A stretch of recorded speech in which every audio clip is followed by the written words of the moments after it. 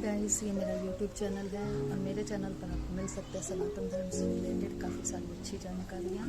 तो प्लीज़ मेरे चैनल को सब्सक्राइब कीजिए और नई वीडियो के लिए प्लीज़ बेल आइकन को प्रेस कीजिए। आप जानते हैं हमारे सनातन धर्म से रिलेटेड हमारे दिल और दिमाग में काफ़ी सवाल निकलते हैं और हम उन्हीं सवालों में उलझ जाते हैं। तो आइए हम उन्हीं सवालों को अपने प्राचीन ग्रंथों में ढूंढते हैं। मुझे नहीं पता था कि मैं कहाँ से शुरू करूँ, क्या पढ़ूँ, क्या करूँ, मुझे नहीं समझ आ रहा था। तो सबसे पहले मैंने शिव पुराण ली, क्योंकि कहा जाता है कि शिव ही देवों के देव महादेव है। तो मैंने सबसे पहले उन्हीं को जानने की थोड़ी सी कोशिश करी है। तो आइए चलिए अब हम इस वीडियो के सहारे ये जानते हैं कि शिव पुराण में क्या लिखा है। तो हमारे दिमाग में सबसे पहले यही चीज़ आ जाती है कि हमारे कितने पुराण हैं, कितने वेद हैं और हमारे ग्रंथों की संख्या कितनी है। तो अगर हम पुराणों की बात करें तो सवाल ये आता है कि हमारे कितने पुराण हैं। तो हमारे कुल पुराण 18 हैं, जिसमें कि शिव पुराण उसमें से एक है। और शिव पुराण के अनुसार शिव पुराण तीसरे नंबर पर आती है। आइए अब दूसरा सवाल ये आता है कि शिव पुराण क्या है। शिव पुराण एक्चुअली मैंने ये नोट्स बनाए हैं पढ़कर, और इसमें से ही मैंने सवाल निकाले हैं और उनके आंसर हैं।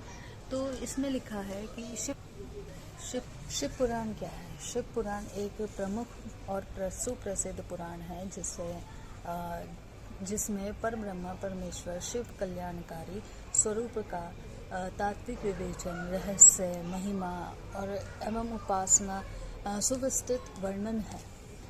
भगवान शिव मात्र पौराणिक देवता ही नहीं, अपितु वे पंचदेवों में प्रधान अनादि सिद्ध परमेश्वर हैं एवं सभी शास्त्रों में महामंडित महादेव हैं। इस परमात्मा वेदों ने इस परम तत्व को अव्यक्त यानी कि जिसे कोई भी न जान पाया हो, अजन्मा, सबका कारण, पालक एवं संहारक कहकर उनका गुणगान किया है। तीसरा सवाल ये उठता है कि शिव का अर्थ क्या है। शिव का अर्थ जो पुराण में लिखा है वह इस प्रकार है कि वेदों के अनुसार शिव का अर्थ कल्याणकारी और कल्याण प्रदाता है। अब कल्याणकारी और कल्याण प्रदाता का मतलब क्या है। कल्याणकारी का अर्थ होता है कि शुभ, अच्छा और मंगलप्रद। और कल्याण प्रदाता का अर्थ शास्त्रों में बताया गया है, शास्त्रों में उल्लेख मिलता है कि देव, धनुष, ऋषि, महर्षि, योगींद्र, मुनीन्द्र, सिद्ध, गंधर्व ही नहीं अपितु ब्रह्मा विष्णु तक इन महादेव की उपासना करते। अब अगला सवाल ये होता है कि शिव पुराण किसने लिखी थी, कहाँ लिखी गई थी, या कौन से सन में, कौन से समय काल में लिखी गई थी। तो शिव पुराण महर्षि वेद व्यास जी ने लिखी थी, लेकिन ये भी कहा जाता है या ये भी मानने में आया है कि महर्षि वेद व्यास जी ने ये काम अपने शिष्य को सौंपा था, जिनका नाम था रोमहर्षण। रोमहर्षण उनके शिष्य थे, तो उन्होंने ये कार्य सौंपा था। तो इसलिए इस पुराण का रचनात्मक महर्षि वेद व्यास के साथ साथ हम ये भी मान सकते हैं कि उनका शिष्य रोमहर्षण भी थे। कौन सा सन में लिखी गई थी या कौन सा समय काल में लिखी गई थी, तो इसका कोई एक पुख्ता सबूत भी नहीं है कि वो कौन से समय काल में लिखी गई थी। पर विद्वानों का माने तो ये पुराण 4वीं से 5वीं शताब्दी के बीच में लिखी गई थी।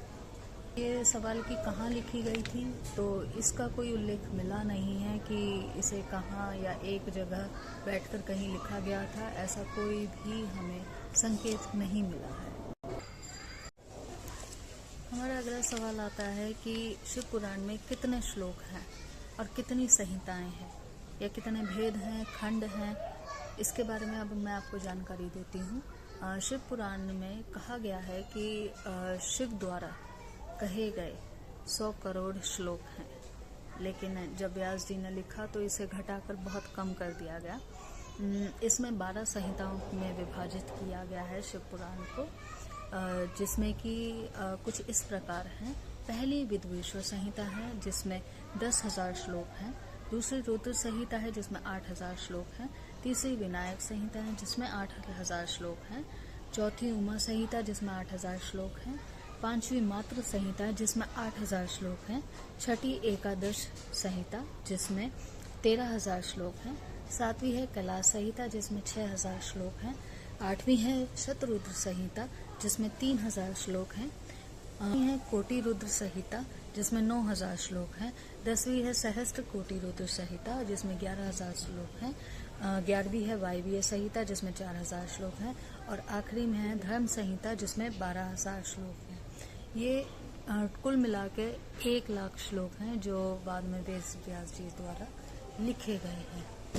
अब जो मेरे पास शिव महापुराण है जिसमें लिखा गया है, जो गीता प्रेस से प्रिंटेड है, उसमें बताया गया है कि अब कुल 7 संहिता ही लिखी गई हैं। पहली विद्वेश्वर संहिता जिसमें 10,000 श्लोक हैं। दूसरी रुद्र संहिता जिसमें 8,000 श्लोक हैं। तीसरी शतरुद्र संहिता जिसमें 3,000 श्लोक हैं। चौथी कोटि रुद्र संहिता जिसमें 9,000 श्लोक हैं। पांचवी है उमा संहिता जिसमें 8,000 श्लोक हैं। छठी है कैलाश संहिता जिसमें 6,000 श्लोक हैं। और सातवीं है वायवीय संहिता जिसमें 4,000 श्लोक हैं। अब अगला सवाल आता है कि शिव कौन है। असल में पुराण के अनुसार शिव को कोई नहीं समझ पाया है। अव्यक्त बताया गया है हमने, जो जैसे कोई ना समझ पाए, लेकिन उनको किस रूप में बताया गया है तो वो मैं आपको बताती हूँ। वेदों के अनुसार एकमात्र शिव ही ब्रह्म रूप होने के कारण निष्कल का मतलब होता है निराकार, जिसका कोई आकार ना हो, और निष्कल कहे गए हैं। रूपवान होने के कारण उन्हें सकल भी कहा गया है। सकल का मतलब होता है जिसका एक रूप हो, जो वैर मतलब मूर्ति, जिसकी हम मूर्ति भी देख सकते हैं, इसलिए वे सकल और निष्कल देव हैं, दोनों ही उन्हें बताया गया है। आपने देखा होगा कि शिव की पूजा शिवलिंग के रूप में भी की जाती है और उनकी मूर्ति के रूप में भी की जाती है। तो इसी को समझाया गया है कि निष्कल रूप उनका लिंग रूप है और सकल रूप उनका वैर यानी कि मूर्ति रूप है। तो यही कारण है कि निष्कल होने के कारण लिंग की पूजा होती है और सकल होने के कारण वैर यानी कि मूर्ति की पूजा होती है। इसलिए शिव को ब्रह्मा रूप कहा जाता है, जो निष्कल और सकल दोनों हो। जो तीनों देवताओं में एक और प्रथम देव हो, उसी को शिव कहा गया है। विद्वेश्वर संहिता के भाग नंबर 4 के पेज नंबर 45 पर लिखा है कि शिव कहते हैं कि मेरे 2 रूप हैं, सकल और निष्कल। दूसरे किसी के ऐसे रूप नहीं हैं।